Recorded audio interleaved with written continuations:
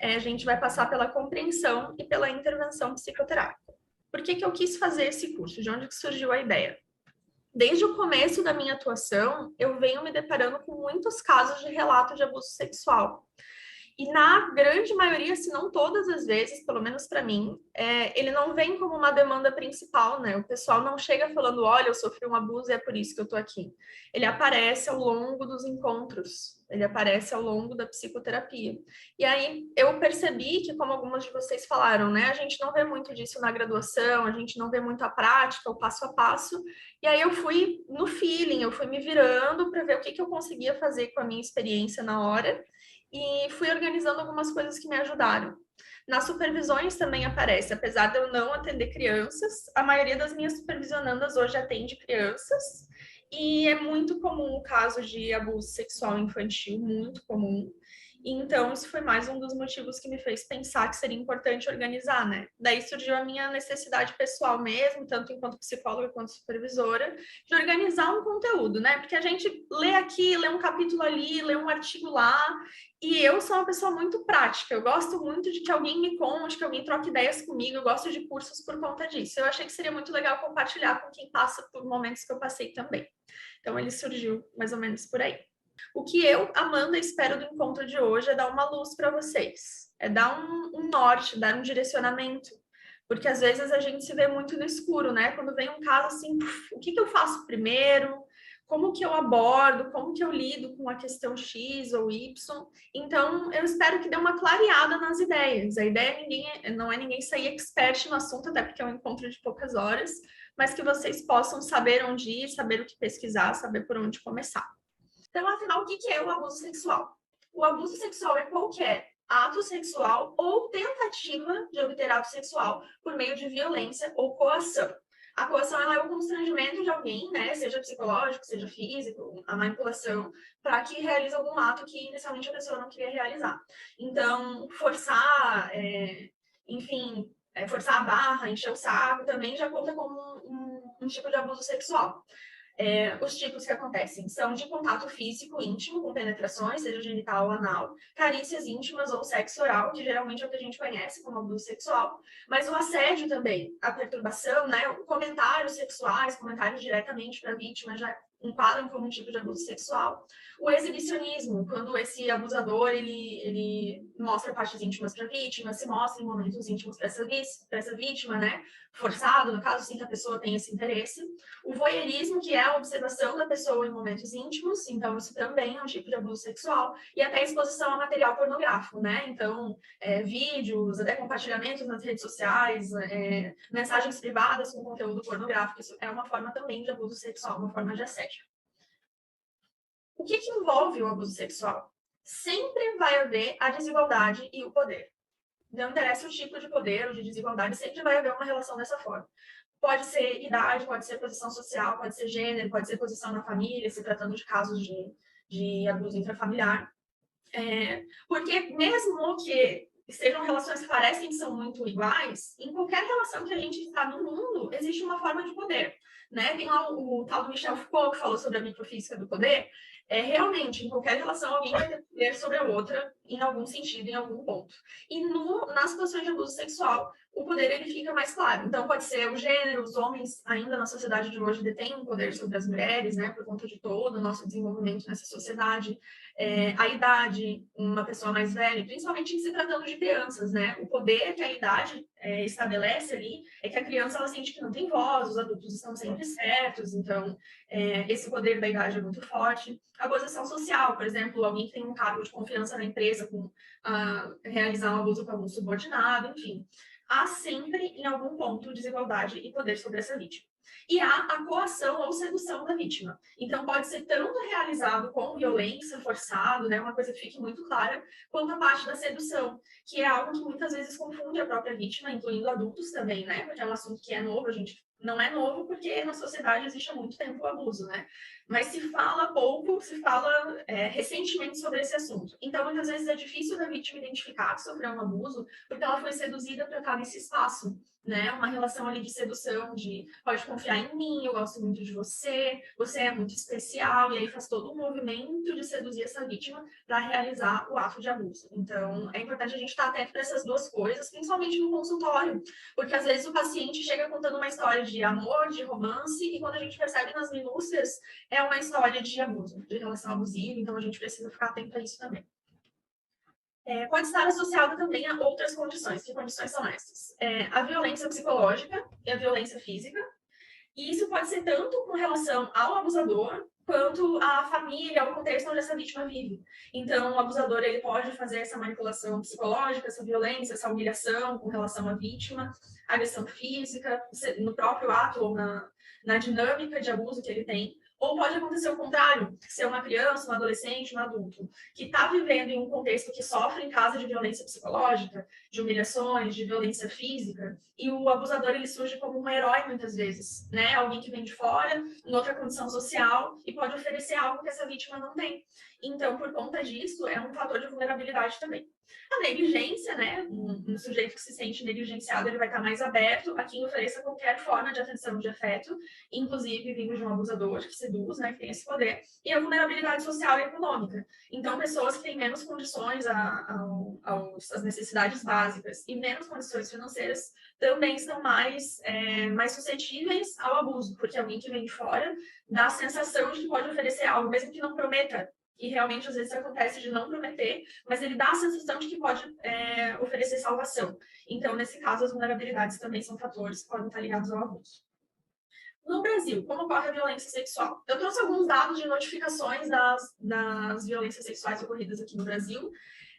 Eu usei duas pesquisas, uma que fala sobre a violência sofrida pela mulher, que ela é de 2021, bem atualizadinha, e outra com relação a crianças e adolescentes, que ela engloba um período ali de 2011 a 2017. Ela é um pouquinho mais antiguinha, mas ela é bem completa e nos ajuda a entender um pouquinho do cenário total, né? E aí ela traz dados mais objetivos. Então, esses dados de 2018 revelam que a grande maioria dos casos de abuso sexual infantil foram de estupro, né, que é realmente com contato, com a penetração, seguidos de assédio sexual, de 29% a 34%. Exploração sexual. A exploração sexual é quando a criança ou adolescente ela é coagida realmente para a prostituição, né? O abuso é realizado como alguém que faz o intermédio entre essa vítima e quem vai se aproveitar fisicamente dela. A exposição à pornografia e também tem ali um nível que não está especificado, né? O que é importante a gente saber? Os níveis de estupro e de exploração sexual, essas porcentagens, elas são maiores em adolescentes. Então, aqui o estupro, 70% dos abusos sofridos pelos adolescentes é estupro. E esse número maior de exploração sexual, aqui 3,6%, também relacionado aos adolescentes. E aí o assédio à pornografia, esse 34% aqui, é relacionado a crianças, né, que sofreram maior assédio sexual, e a exposição maior à pornografia. Acredito que tem algo a ver com os corpos, né? Com a preparação desses corpos. O adolescente geralmente está com o corpo caminhando mais para o corpo do adulto, se desenvolvendo. E aí o tipo de abuso sofrido por essas pessoas, né? Esses jovens adolescentes, por conta do corpo, pode estar relacionado também. Com relação às mulheres, né? Essa pesquisa fala das violências sofridas pelas mulheres. 22% da violência cometida contra a mulher se configura como violência sexual. Apesar da gente saber que a violência contra a mulher ela pode ser física, pode ser psicológica e ser um número bem grande também. Eu não lembro agora da posição que a violência sexual se encontra, mas ainda é uma porcentagem considerável, né? Então, 20% das violências acabam sendo sexuais. E há uma pesquisa, eu esqueci de botar a referência, mas depois eu vou mandar para vocês tudo direitinho, todas as referências que eu utilizei. Ela diz que, em média, 20% das mulheres no mundo sofreu alguma forma de violência sexual na infância ou adolescência. 20% das mulheres no mundo, quer dizer que pelo menos 2 a cada 10 mulheres já sofreu assédio ou violência sexual de alguma forma. Porém, tem um dado muito importante. Às vezes se percebe a violência, mas não se leva adiante, né? Então, os casos não são notificados. E, às vezes, nem se percebe que a violência aconteceu, porque é um assunto que se fala pouco, que as vítimas, às vezes, não estão preparadas para entender isso como um assédio, como uma situação de abuso. Então, os números devem ser provavelmente bem maiores do que esses dados que eu trouxe. Com relação a onde acontecem os abusos sexuais, aqui falando de crianças e adolescentes principalmente, a grande maioria acontece dentro da sua residência. essa porcentagem maior é de crianças, né? Então, quase 70% dos abusos sexuais acontecem dentro da residência, que é o local onde a criança deveria estar se sentindo segura, que é o ambiente de segurança, é o ambiente onde é a casa, né? O lar. E esse ambiente está sendo invadido nesse sentido por conta dos abusos sexuais. E às vezes acontece intrafamiliar também. Vou trazer quem que comete os abusos mais para frente. Com relação aos adolescentes, em segundo lugar, os abusos sexuais acontecem em vias públicas, né? Então, no ambiente da rua, não estão seguros em casa, não estão seguros na rua. E nas crianças, em segundo lugar, os abusos acontecem nas escolas, apesar de ser uma porcentagem pequena, né, que são 5% dos casos, ainda é um número bem grande num outro ambiente onde deveria haver segurança. Outros ambientes que foram citados como locais de acontecimento dos abusos foram as habitações coletivas, né? Aquelas coaves onde é um mesmo terreno, várias casas de pessoas desconhecidas, comércios, locais de práticas esportivas e bares também compõem aí o registro das porcentagens menos significativas. E quem comete os abusos sexuais? A grandíssima maioria de quem comete os abusos sexuais são homens, sendo de 84% ali com relação a crianças e 92% com relação a adolescentes. E aí depois é seguido de ambos os sexos, então que dois sexos atuam ao mesmo tempo na situação de abuso, e seguido com uma porcentagem bem menor ali de mulheres que cometem os abusos. E na adolescência, essa porcentagem aqui é muito mais realizada por homens. Então, 92% dos abusos na adolescência são cometidos por homens. Então, temos aí uma figura que já sabemos que geralmente é o perpetuador dos movimentos de abuso sexual notificados. Com relação a proximidades, o abuso ele principalmente é realizado por familiares, ou amigos ou conhecidos, também desconhecidos e ainda parceiros íntimos. Às vezes a gente esquece, né, que o parceiro íntimo pode ser alguém que realiza o abuso, porque já que estamos juntos é minha obrigação, né, eu estar com essa pessoa, o ato sexual faz parte, então eu preciso aceitar, mas é algo que acontece muito, né? Qualquer situação que não seja consensual, que seja coagida, que seja forçada, é um abuso sexual. Desconhecidos também realizam os abusos, mas é muito mais comum com familiares ou amigos e conhecidos. Nas crianças, o número de abuso intrafamiliar é disparado mais alto, e com adolescentes, a maioria dos abusos é cometida por amigos ou conhecidos. Então, esse tipo de relação também fica claro ali que a criança está mais vulnerável a quem está dentro de casa, né? A quem deveria ser o cuidador. E os adolescentes ali, aos pares, ou pelo menos conhecidos e amigos da família, já identificam que se vem um pouquinho mais de fora. E as mulheres geralmente sofrem abuso sexual dos próprios parceiros, e algumas delas, se eu não estou enganada, em média 14%, ainda convivem com o agressor após o acontecido. Então, imagina, gente, já é difícil de identificar que você sofreu abuso sexual do seu próprio parceiro. Mais difícil ainda notificar, denunciar esse abuso sexual.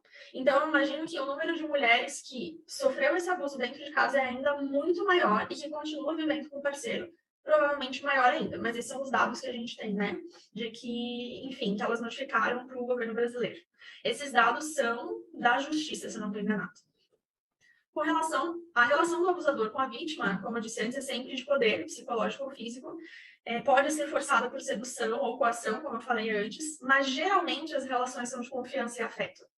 Então, a pessoa que comete o abuso, ela estabelece uma relação tão íntima com a vítima que passa a parecer que faz parte da nossa relação íntima, né? Eu sou muito teu amigo, ou eu sou um padrasto, um pai que te ama muito, eu sou alguém que quer o teu bem, e isso faz parte quando a gente se ama, isso faz parte das relações, então fica muito confuso para essa vítima saber separar o que é uma relação boa e o que é uma relação ruim, porque está tudo misturado.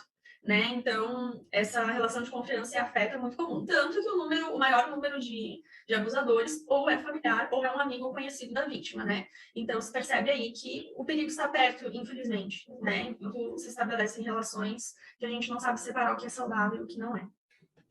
E quem são as vítimas de abuso? Esses números são bem interessantes da gente ver, que dos abusos cometidos, notificados no Brasil nos últimos de 2011 a 2017, um período de 6 anos, 45% dos abusos foi sofrido por adolescentes. Adolescentes aqui consta de 10 a 19 anos, né? Eles pegam uma gama de idade bem grande, seguida de crianças, que é 31% dos abusos, e em seguida adultos e idosos, que é 24% o número de casos ali de abusos dessa faixa etária. Que também é grande, né? Mas a gente percebe ali que precisamos prestar atenção nos nossos adolescentes e em seguida nas crianças, e os adultos ainda sofrem com a situação do abuso. A maioria das vítimas é do sexo feminino. Então, 74% das crianças que sofrem abuso são do sexo feminino e 91% das vítimas de abuso na adolescência é do sexo feminino. Então, o que a gente tem claro é que a maior vítima do abuso hoje em dia é a menina adolescente. São essas pessoas que estão precisando principalmente da nossa proteção, do nosso olhar. Com relação às crianças, a grande maioria dos casos de abuso acontece ali dos 10 aos 14 anos. Crianças e adolescentes, né, dos 10 aos 14 anos, que já conta como adolescência, seguida do 1 aos 5 anos, que é mais de 29 mil casos, gente, é um número alarmante, né? A quantidade de casos que acontece é imensa e que é notificado. Eu sempre falo sobre ser notificado porque acredito de verdade que existam ainda muito mais casos que a gente não está sabendo, ou não está identificando, ou não está sendo notificado.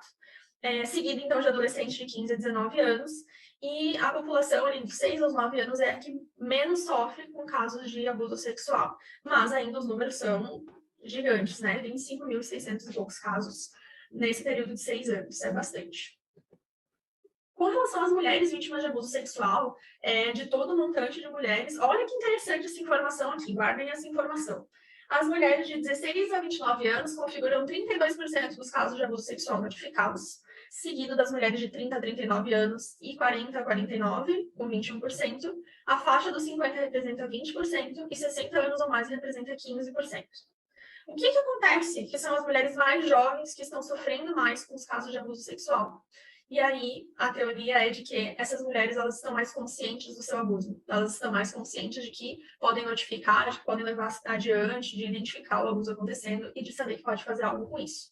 Então, isso é um dado que a gente sempre tem que estar atento. Não é porque realmente só as mulheres mais jovens sofram, mas essas mulheres mais jovens estão falando do assunto.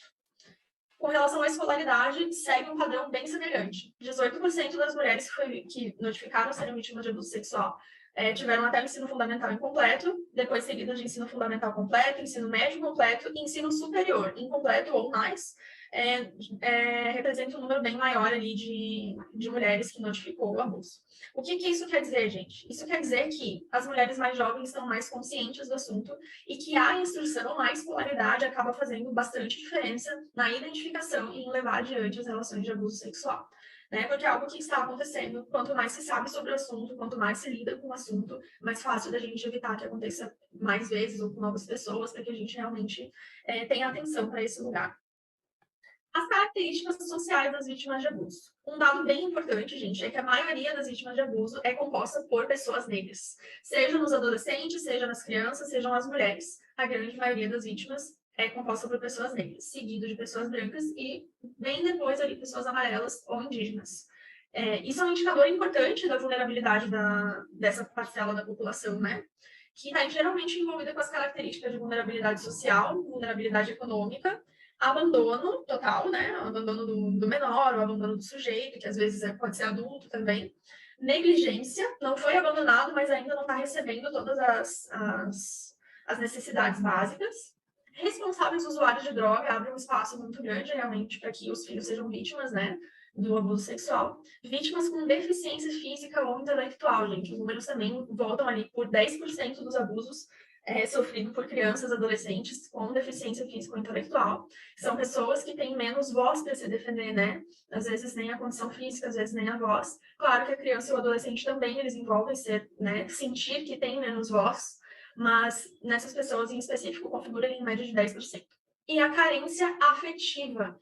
Isso é muito importante da gente prestar atenção. Às vezes é um sujeito em condição social maravilhosa, né? Condição financeira bacana, que os pais não fazem utilização de drogas, uma família inclusive até estruturada, mas em que essa criança, esse filho, essa mulher adulta acabam tendo uma carência afetiva, né? Não é um espaço seguro, não é um espaço de amor, não é um espaço que eu posso contar com as pessoas que estão ao meu redor, e por conta disso acaba abrindo um espaço para que os aproveitadores ofereçam novamente a posição de heróis para essa vítima e acabem seduzindo, o que leva ao abuso sexual. É como se fosse uma troca, né? Eu te ofereço afeto em troca do que é mais íntimo de você. E aí já se cria toda uma questão que eu vou falando lá dos impactos psicológicos um pouquinho mais para frente, com relação a como se compreende o afeto.